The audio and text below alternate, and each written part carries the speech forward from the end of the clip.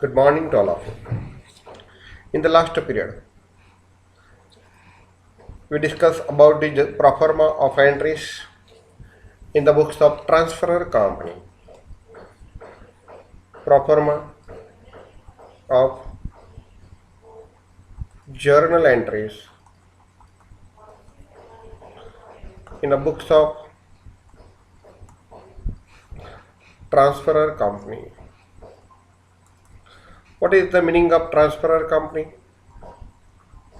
That is selling company, that is vendor company, that is closing entries. We can say not the closing company, but we can say closing entries.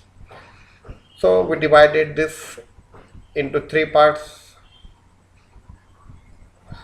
The first one, we have to close the balance sheet.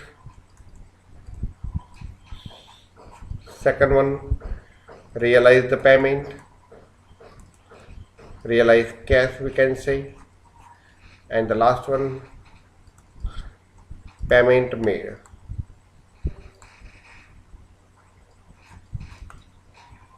Now, balance sheet close. There are 6 entries about the balance sheet close, and this is in the chronological order. What is the chronological order?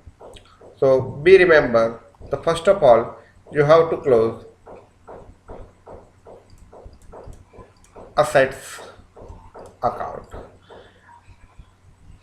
When you close the assets account, you be remember that whether asset taken over or not by purchasing company. After closing the assets account, close third party liabilities account. Here be remember about the third party liabilities only taken over by purchasing company. Here there is taken over or not.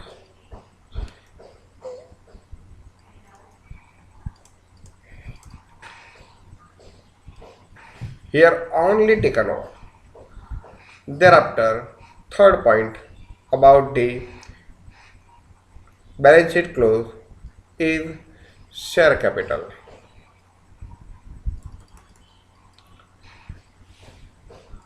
Now, fourth point is about undistributed profit. Undistributed profit. Undistributed profit, that is reserve and surplus. Thereafter, fifth point is about debenture of selling company if not taken over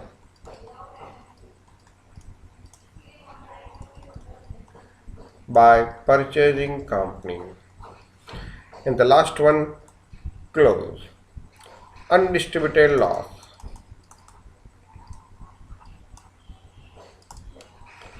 These are the 6 entries. आपको समझना है selling company के books में entry लिख रहे हैं, कौन से अकाउंट हम प्रिपेयर करेंगे।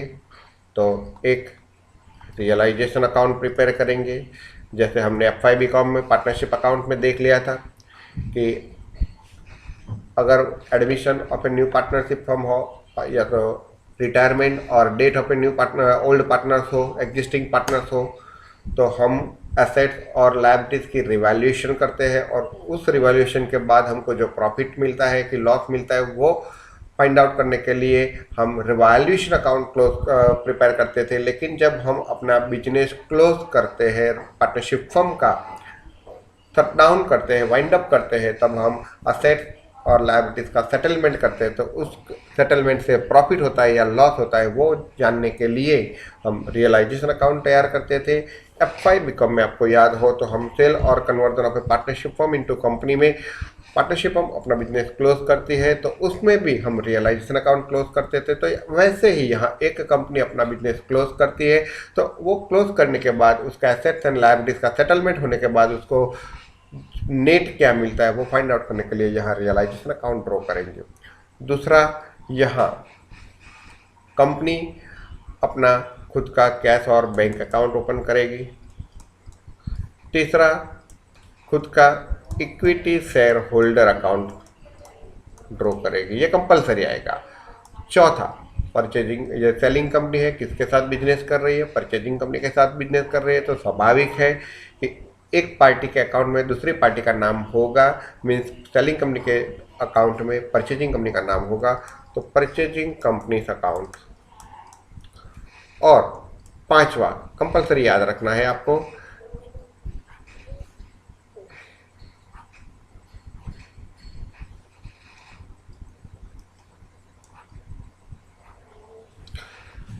ये जो परचेजिंग कंपनी है वो जो पेमेंट देगी या तो इक्विटी शेयर के फॉर्म में देगी या तो प्रेफरेंस शेयर के फॉर्म में देगी सेलिंग कंपनी के शेयर होल्डर्स को, या तो चेक के फॉर्म में देगी। लेकिन जो इक्विटी शेयर देगी या प्रेफरेंस शेयर देगी तो वो हमारे पास आएगा। हम सेलिंग कंपनी ऐसा थिंकिंग करो तो हमारे पास आया तो वो इक्विटी शेयर या preference share of selling purchasing company, ये नया अकाउंट हुआ, तो यहाँ लिखेंगे इक्विटी शेयर या तो preference share of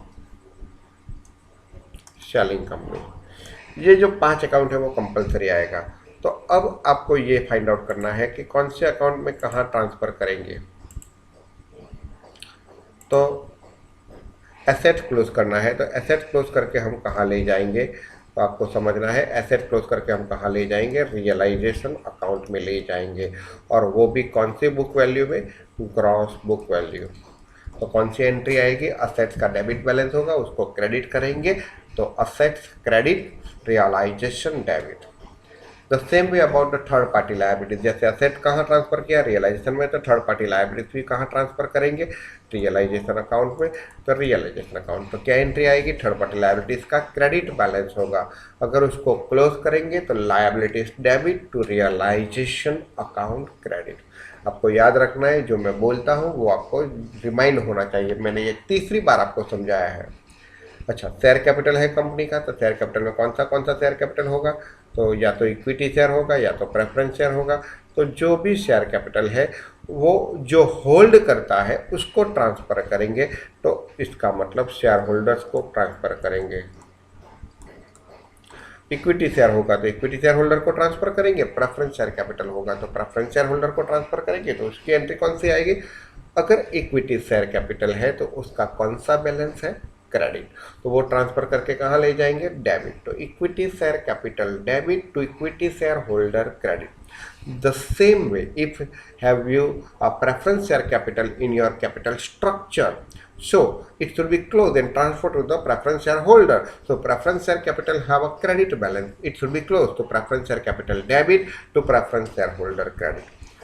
Undistributed profit or undistributed loss, ये प्रॉफिट हो या लॉस हो, उस दोनों में किसका राइट बनता है, तो प्रॉफिट हो तो भी शेयर होल्डर, जो मेन शेयर होल्डर थे, जो कंपनी के ऑर्डिनरी शेयर होल्डर थे, वो कौन है कंपनी के ordinary share holder, equity share holder is the company is the ordinary share holder. तो ये जो अनडिस्ट्रीब्यूटेड प्रॉफिट है या अनडिस्ट्रीब्यूटेड लॉस है वो किसको ट्रांसफर करेंगे, तो इक्विटी शेयर होल्डर्स को ट्रांसफर करेंगे। ये भी किसको ट्रांसफर करेंगे, अनडिस्ट्रीब्यूटेड लॉस, ये भी इक्विटी शेयर होल्डर्स को ट्रांसफर करेंगे। अब आपको समझ में आना चाहिए कि ये अनडिस्ट्रीब्यूटेड प्रॉफिट में क्या आ सकता है, तो जनरल रिजर्व आएगा, कैपिटल रिजर्व आएगा, P&L अकाउंट का बैलेंस आएगा, डिविडेंड इक्वलाइजेशन रिजर्व आएगा, सब भी आएगा। अनडिस्ट्रीब्यूटेड लॉस में क्या आएगा, तो उसमें आपको अनडिस्ट्रीब्यूटेड लॉस का मतलब है फिक्टिशियस असेट्स, जो आप ऑलरेडी आप समझते हो फिक्टिशियस असेट में क्या आएगा, तो प्रिलिमिनरी एक्सपेंसेस रिटर्न ऑफ आएगा, अंडरराइटिंग कमीशन आएगा, फिर शेयर और डिबेंचर इश्यू एक्सपेंसेस आएगा, ये सब इधर आएगा।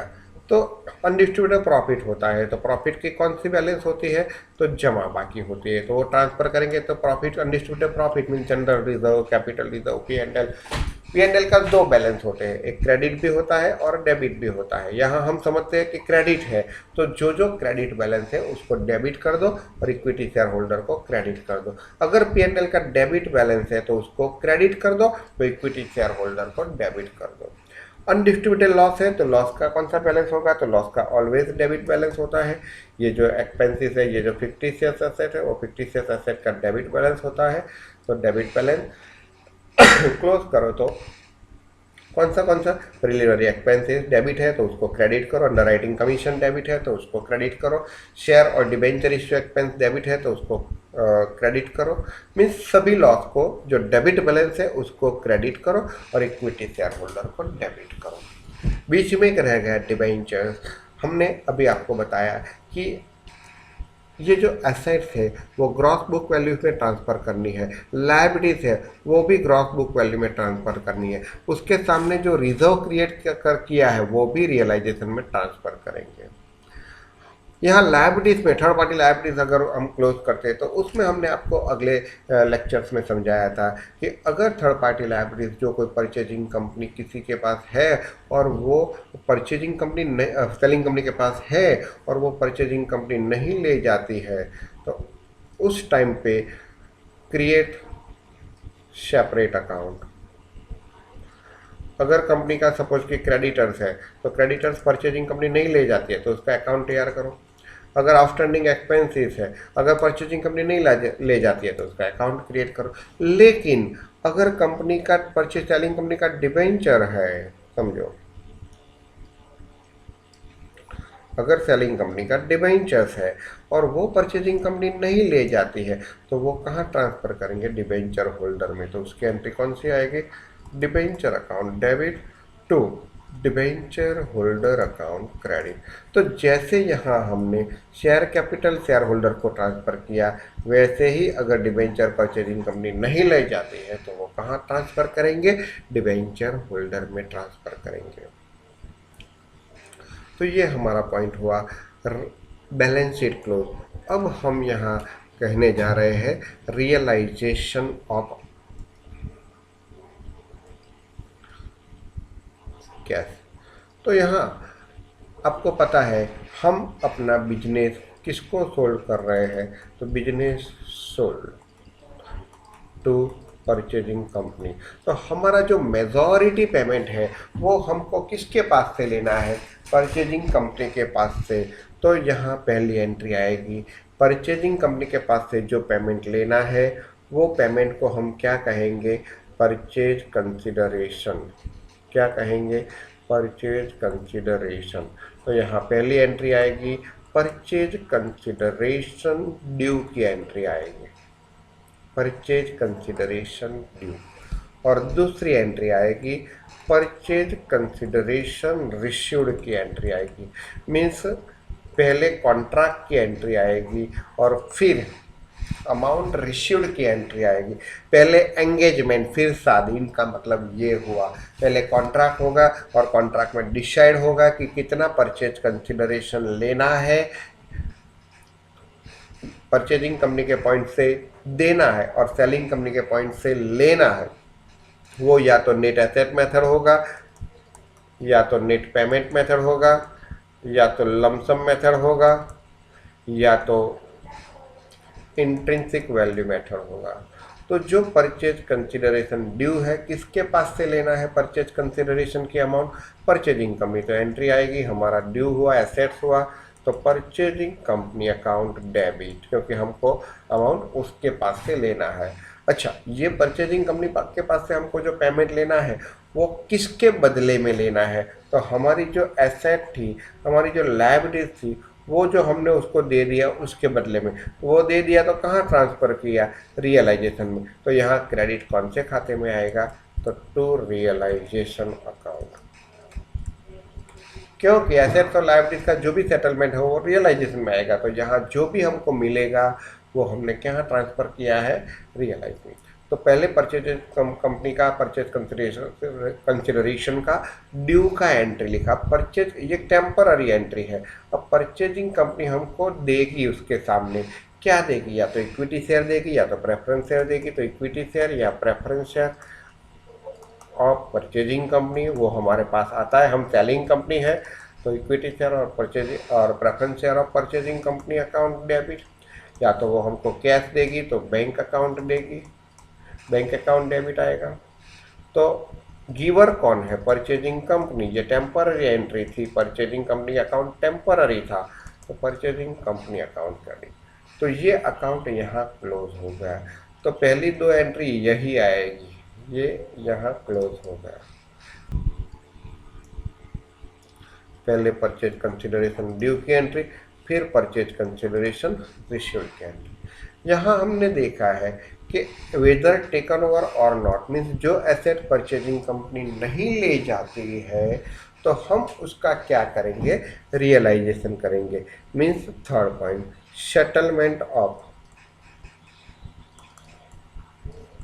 assets which are not taken over by purchasing company, तो उसका पेमेंट हमको मिलेगा। तो क्या एंट्री आएगी? बैंक डेबिट, और एसेट जाती है, लेकिन यहाँ हमने एसेट ऑलरेडी कहाँ ट्रांसफ़र कर दिया है? रियलाइजेशन में।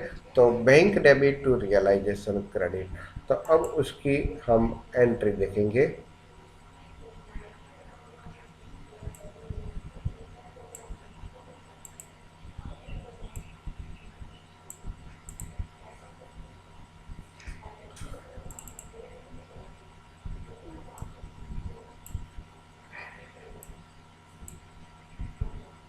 तो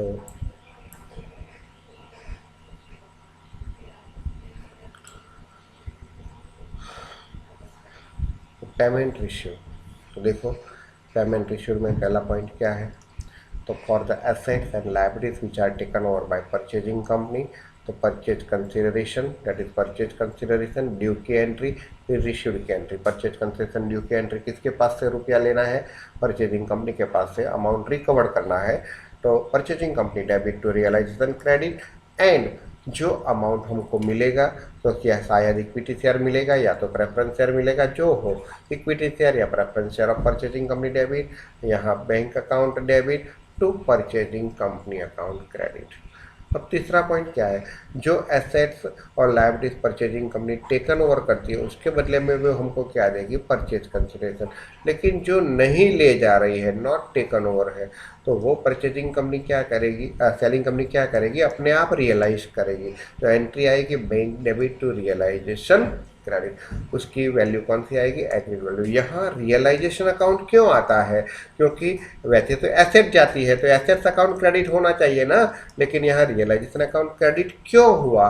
क्योंकि आगे के स्टेटमेंट में, आगे के फर्स्ट पार्ट में हमने सभी एसेट कहाँ ट्रांसफ़र कर दिया है? रियलाइजेशन में ट्रांसफ़र कर दिया है। इसीलिए यहाँ कौन सा अकाउंट आएगा? रियलाइजेशन अकाउंट आएगा, और वो भी कौन सी वैल्यू में आएगा? तो WDV में, सॉरी एग्रीड वैल्यू में आएगा। लेकिन यहाँ रिमेंबर, कभी कभी एग्जाम्पल में आपको एग्रीड वैल्यू नहीं दी जाती है, तो क्या करेंगे? तो अगर वो एसेट टेंजिबल है तो उसकी agreed value book value consider करेंगे, और इनटेंजिबल है तो उसकी वैल्यू नील कंसीडर करेंगे। ये एक एजम्पशंस है, इम्प्लाइड एजम्पशंस हमको थिंकिंग करना है, इम्प्लाइड। अच्छा, ऐसा क्यों? तो अगर वो इनटेंजिबल एसेट्स है तो इनटेंजिबल एसेट्स की जनरली वैल्यू कब होती है? जब कंपनी एग्जिस्टिंग होती है तब। लेकिन अगर कंपनी बंद हो जाए, जनरली कंपनी क्लोज कब होती है? तो जनरली वो नहीं चलते हैं तब। अब जो कंपनी नहीं चलने वाली है तो उसकी कोई भी इंटेंजिबल एसेट की वैल्यू नहीं होगी। इसीलिए अगर कंपनी में इंटेंजिबल एसेट्स है और उसकी एग्रीड वैल्यू नहीं दिया गया है तो आपको वो एज्यूम करना है कि उसकी एग्रीड वैल्यू इंटेंजिबल एसेट्स की नील है। ये आप स्टैंडर्ड 12th में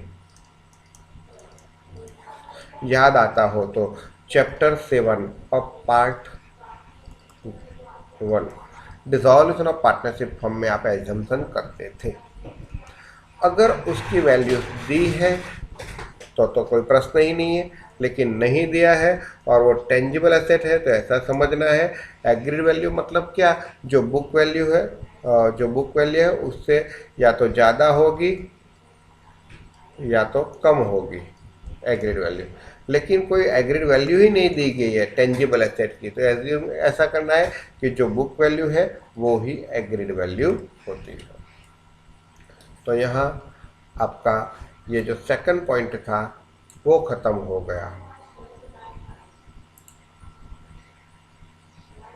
बैलेंस शीट वाला जो पोर्शन था ये यहाँ रियलाइजेशन ऑफ कैश वाला खत्म हो गया। अब फिर से देखो,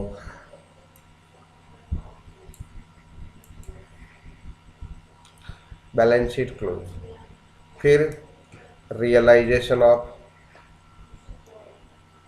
कैश। अब कौन सा पॉइंट आएगा? Payment made. तो पहले पेमेंट किसको करेंगे?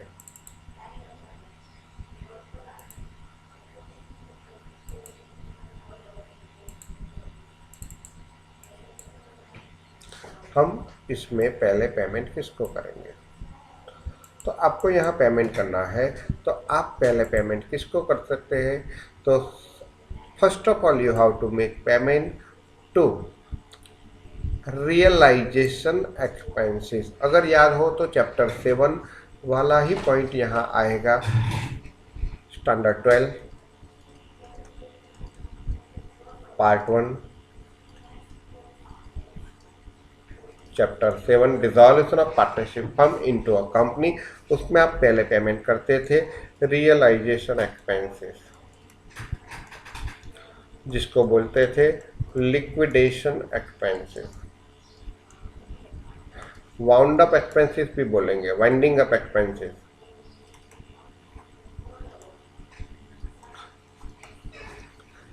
अगर हम किसके बुक्स में एंट्री पास कर रहे हैं? Selling company.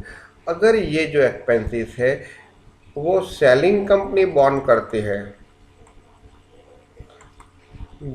देन ओनली ये एंट्री आएगी। अगर ये एक्सपेंसेस परचेजिंग कंपनी ऐसा बोलेगी कि मैं खुद पे कर दूंगा, तो फिर ये एंट्री लिखने की जरूरत नहीं है, वो सेलिंग कंपनी पे करेगी, परचेजिंग कंपनी पे करेगी, तो परचेजिंग कंपनी के बुक्स में आएगा। लेकिन हम सेलिंग कंपनी है अभी, तो हम पे करते हैं, तो हमारा एक्सपेंसेस हुआ, तो कौन सी एंट्री आएगी? Realisation account debit to bank account credit. कभी कभी ऐसा होता है कि पहले परचेजिंग कंपनी बॉन्ड करती है और फिर हम उसको दे देते हैं, तो खर्चा तो हमारा ही है, तो रियलाइजेशन अकाउंट डेबिट। हमारे बिहाफ से कौन पे कर रही है? परचेजिंग कंपनी, तो हमारी लायबिलिटीज हुआ, तो परचेजिंग कंपनी क्रेडिट। और फिर हम परचेजिंग कंपनी को पे करते हैं, तो purchasing company account debit to bank account credit. तो यहां क्या हुआ समझ लो आप।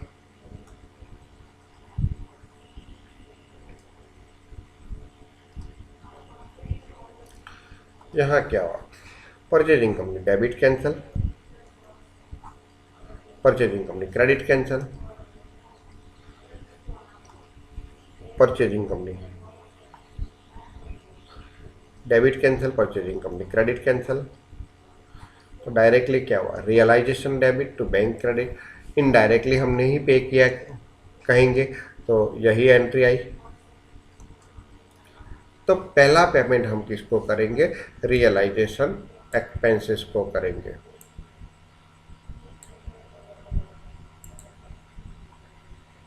अगर वो सेलिंग कंपनी बॉन्ड करती है तो ही हमें पे करना है, अगर परचेजिंग कंपनी बॉन्ड करती है तो हमको पे करना नहीं है।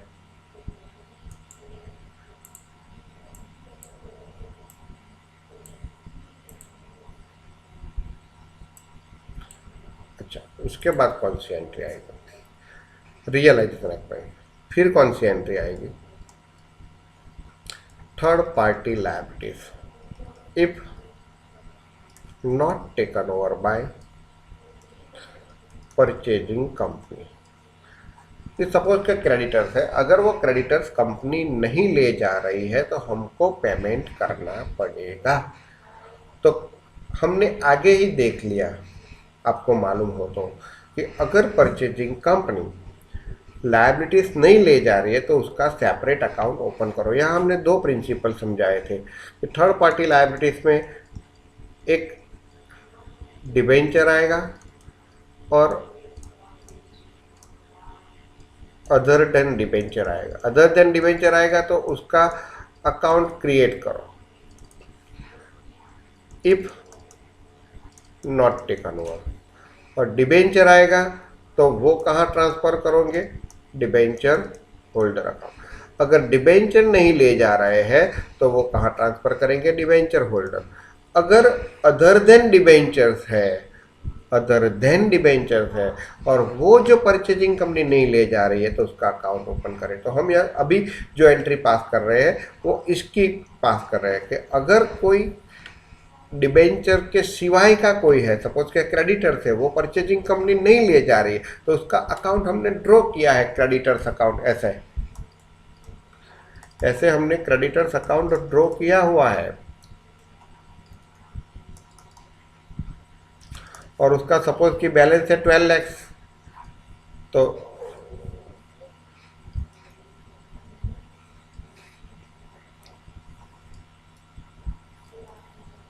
उसका बैलेंस 12 लाख एज्यूम करो। तो बाय बैलेंस ब्रॉट डाउन, उसके क्रेडिट बैलेंस होगा 12 लाख। अब उसको हम पे कर रहे हैं तो कितना पे करेंगे? तो से फॉर द एग्जांपल कंपनी ने सेटलमेंट के जरिए 11 लाख पे किया तो क्या एंट्री आएगी? किसको पे करेंगे? क्रेडिटर्स को। तो उसका अकाउंट ऑलरेडी ओपन है तो एंट्री क्या आएगी? तो समझ लो, क्रेडिटर्स अकाउंट डेबिट। कितना पे किया? 11 lakh. To bank account credit. कितना पे किया? 11 लाख। तो अब उसका पोस्टिंग करो क्रेडिटर्स के debit side to bank account. Selling company अपने आप पे कर रही है 11 लाख। तो आपको समझ में आना चाहिए कि यहाँ 12 लाख हमको पे करना था, 11 लाख पे किया है तो 1 लाख रुपीज़ प्रॉफिट हुआ।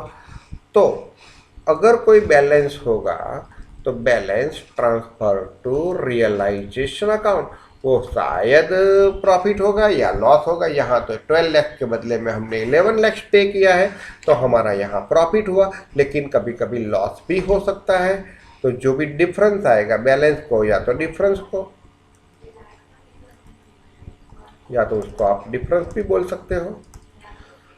तो यहाँ कौन सी एंट्री आएगी? क्रेडिटर्स की कौन सी बाकी है? जमा बाकी है। तो यहाँ डिफरेंस कहाँ आएगा? तो 12 लाख क्रेडिट, 12 लाख क्रेडिट, तो डिफरेंस आया 1 लाख। तो क्रेडिटर्स अकाउंट डेबिट, तो कौन सी एंट्री आएगी?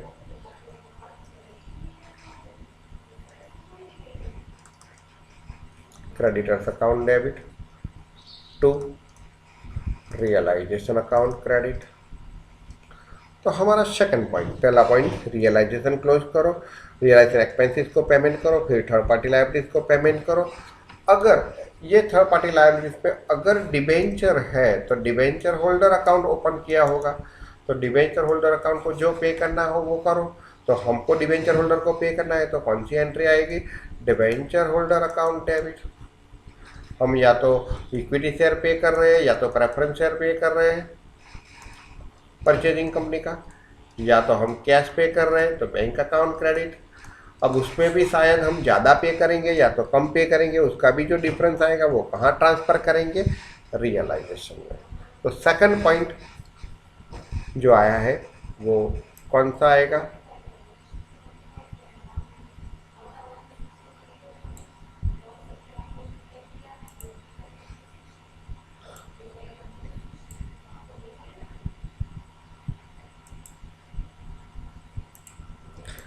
थर्ड पार्टी लायबिलिटीज पेमेंट करने की बात आई।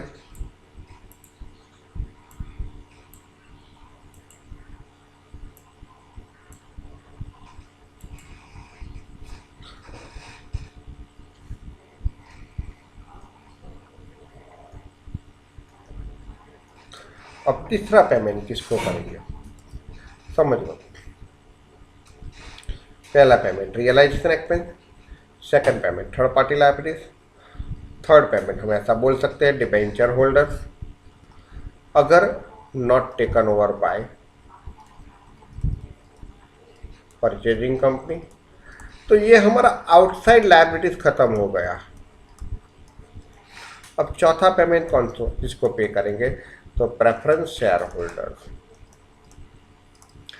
तो हमने आगे बताया आपको फर्स्ट पॉइंट में प्रेफरेंस शेयर कैपिटल अगर हमारे कैपिटल स्ट्रक्चर में है तो वो कहाँ ट्रांसफर करेंगे, प्रेफरेंस शेयर होल्डर को। तो उसकी एंट्री कौन सी आएगी, प्रेफरेंस शेयर कैपिटल की जमा बाकी होती है तो उसकी एंट्री आएगी preference share capital account debit to preference share holder account credit. तो अब वो प्रेफरेंस शेयर होल्डर को हम पेमेंट कर रहे हैं तो उसको पेमेंट क्या करेंगे, या तो आपको प्रेफरेंस शेयर होल्डर को पेमेंट करने के लिए preference share of purchasing company दिया होगा तो वो उसको दे दो, या तो आपको बोला होगा कि इक्विटी शेयर पेमेंट करो तो equity share of purchasing company payment करो, या तो आप उसको कैश भी पेमेंट कर सकते हो मीन्स थ्रू बैंक। लेकिन लेकिन समझो अगर प्रेफरेंस शेयर होल्डर आपको आपके पास है और सामने वाली कंपनी आपको परचेजिंग कंपनी आपको प्रेफरेंस शेयर दे रही है तो ये प्रेफरेंस शेयर होल्डर को आपको प्रेफरेंस शेयर होल्डर ही परचेजिंग कंपनी के प्रेफरेंस शेयर ही देने हैं और उसका भी जो डिफरेंस आएगा, difference of preference share holder account कहाँ ट्रांसफर करेंगे, तो रियलाइजेशन अकाउंट। तो ये जो एंट्री आई वो फोर्थ पॉइंट पेमेंट रिसीव्ड। अब जो एंट्री आएगी वो क्लोजिंग एंट्री। अब क्लोजिंग एंट्रीज में क्या आएगा, तो क्लोजिंग एंट्री में आपको कौन सा क्लोज करना है, तो पहले रियलाइजेशन अकाउंट क्लोज करना है और वो उसका डिफरेंस कहाँ ट्रांसफ़र करना है, इक्विटी शेयर होल्डर को। रियलाइजेशन अकाउंट का या तो प्रॉफिट आएगा या तो लॉस आएगा, जो आप चैप्टर 7 में 12th में पढ़ गए वो ही टाइप का। फिर कौन सा अकाउंट क्लोज करना है, equity share holder account close करना है। लेकिन ये क्लोज करने से पहले अदर अकाउंट जो है वो क्लोज करो, उसका जो भी डिफरेंस है वो इक्विटी शेयर होल्डर को ट्रांसफ़र करो तो automatically equity share holder tally हो जाएगा। अदर अकाउंट में कौन सा आएगा, तो या तो आपको परचेजिंग कंपनी ने इक्विटी शेयर दिया होगा तो equity share of purchasing company account, या तो आपको प्रेफरेंस शेयर दिया होगा तो preference share of purchasing company account और बैंक अकाउंट, ये तीन ही हो सकते हैं। तो ये उसका जो जो डिफरेंस आए वो आप इक्विटी शेयर होल्डर को ट्रांसफ़र करो तो लास्ट में equity share holder account tally हो जाएगा। तो आप देख सकते हो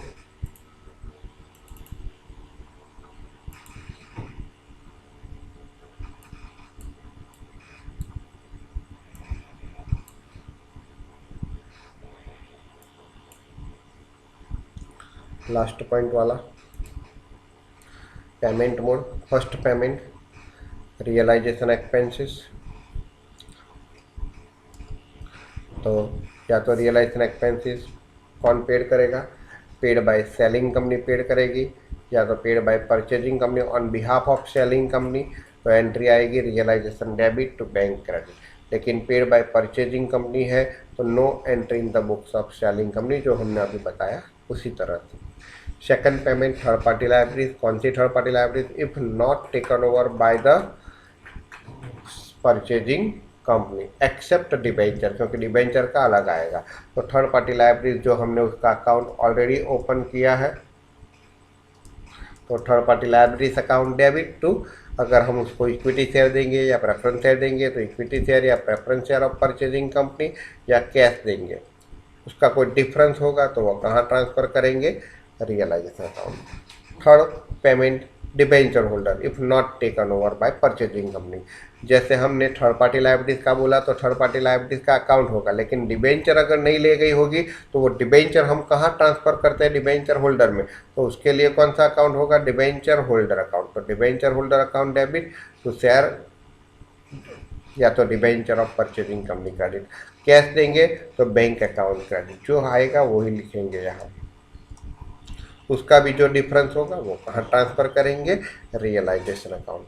and the last payment for preference share holder, जैसे हमने थर्ड एंट्री में ये बोला कि जैसे डिबेंचर होल्डर है वैसे preference share holder debit to preference share of purchasing company, या तो कैश देंगे तो बैंक अकाउंट क्रेडिट, है ना। और उसके बाद लास्ट में आएगा क्लोजिंग एंट्री, तो जो बताया difference of realisation account transfer to equity share holder and balance of other account transfer to equity share holder.